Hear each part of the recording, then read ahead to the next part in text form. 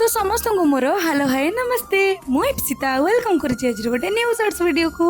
तो ये सुंदर व्यू को देखी देखी आम दिज आसिक पहुंच जाइलु मार्केट रे। खाली रे नो मो मार्केट रे जो आम दिज काम थिला तो आम दिज जाक मिसिक आसिलु मार्केट कि फास्ट आम दिज जाइलु पार्लर कारण गायत्री रो आईब्रो शेप करियर थिला। तो जेहेतु पार्लर रे मोर किछि काम नथिला मु सेठी बसिक बोरिंग हवा अपेक्षा मु बसिक तर गोटे वीडियो कर देली। तो जेहेतु हमर वॉच दुकान रे काम थिला तो आम दिज आसिक पहुंच जाइलु न्यू मार्केट रे।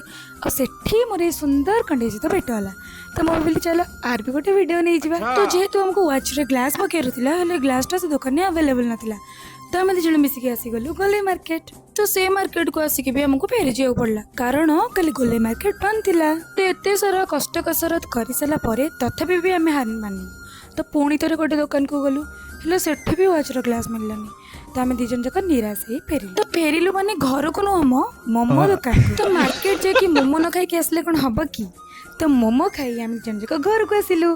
तो मु मोर आज वीडियो को ये एंड कर प्लीज मो वीडियो को लाइक शेयर एंड सब्सक्राइब करेंगे। आउ इंस्टाग्राम रे देखुले प्लीज गोटे फॉलो करेंगे।